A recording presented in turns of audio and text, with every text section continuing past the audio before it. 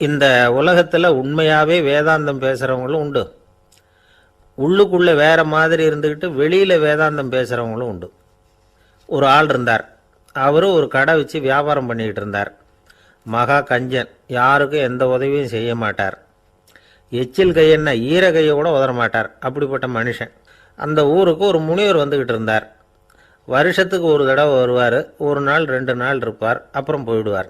அந்த முனிவர் வர்றப்போலாம் இந்த ஆள் எழுந்திரிச்சு ஓடி போய் அவரை வரவேற்பான். ரொம்ப பெரிய வேதாந்தி மாதிரி அவர்கிட்ட பேசிக்கிட்டு இருப்பான். காயமே இது பொய், வெறும் காற்றடைத்த பையும்மா, தர்மம் தலைகாக்கும்மா. பணம் என்ன சார் பணம், இன்னைக்கு ஒருத்தன் கையில் இருக்கும், நாளைக்கு ஒருத்தன் கையில் இருக்கும், எல்லாம் மாயம். எனக்கு தான் இன்னமும் இந்த சம்சார பந்தத்திலிருந்து விடுபடுறதுக்கு நேரம் வரலேம்மா. அந்த முனிவரும் இந்த ஆள் இப்படி சொல்கிறத கேட்ட உடனே, ஏப்பா அப்படி சொல்கிற, இப்போ கூட நீ சரின்னு சொல்லு, உனக்கு தீட்சை கொடுத்து இதிலேருந்து விடுபடுற ஞானத்தை போதிக்கிறேன் பார். உடனே அந்த ஆள் என்ன சொல்லுவான் தெரியுமா? ஐயோ சாமி, இப்போ அது எப்படிங்க முடியும், பிள்ளைங்கள்லாம் சின்ன சிறுசுங்க, அதுகளுக்கெல்லாம் ஒரு கல்யாணம் காட்சின்னு செஞ்சு கடமையை முடிச்சுட்டா நீங்கள் சொல்கிறபடி செஞ்சு விடலாமா. சரி, இன்னும் முனிவர் போயிடுவார்.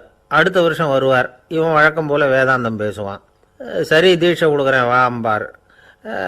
பேரம்பேத்தியை பார்க்கணும், கோர்ட்டில் கேஸ் ஒன்று இருக்குது, அது முடியணும் அப்படின்னு தயங்க ஆரம்பிச்சிருவான். எல்லாம் சொல்லுவான், ஆனால் குடிக்கிறதுக்கு தண்ணி கூட கொடுக்க மாட்டான். ரொம்ப வருஷம் கழித்து மறுபடியும் ஒரு நாள் அந்த ஊருக்கு முனிவர் வந்தார். இவன் கடைக்கு வந்தார். அப்புறம் அங்கே கல்லாவில் நம்ம ஆள் இல்லை, அவன் புள்ள தான் உட்காந்துருக்கிறான். அப்பாவை போலவே புள்ளையும் எழுந்திரிச்சு ஓடியாந்து முனிவரை வரவேற்றான். அப்பா எங்கேன்னு விசாரித்தார் முனிவர். ஐயோ அதை ஏன் கேட்குறீங்க சாமி, உங்ககிட்ட தீட்சை வாங்கி இந்த சம்சார பந்தத்திலேருந்து விடுதலை பெறணும்னு சொல்லிக்கிட்டே இருப்பார், அது நிறைவேறாமலே போய் சேர்ந்துட்டார். போன மாதம் ஒரு நாள் திடீர்னு நெஞ்சு வலிக்குதுன்னார், அவ்வளோதான் போட்டுன்னு போயிட்டார் அப்படின்னு புலம்புனான் பையன். இதை கேட்டதும் முனிவர் சிரிச்சாரான். அவன் எங்கடா போவான், உன் அப்பா எங்கேயும் போகல, இதோ வாழை ஆட்டிக்கிட்டு உன் காலடியிலே இருந்துக்கிட்டு இருக்கான் பார் அப்படின்னு சொல்லி அங்கே நின்றுக்கிட்டு இருந்த ஒரு நாயை சுட்டி காட்டினாரான். என்ன சாமி சொல்கிறீங்க அப்படின்னு ஆச்சரியமாக கேட்டிருக்கான் பையன்.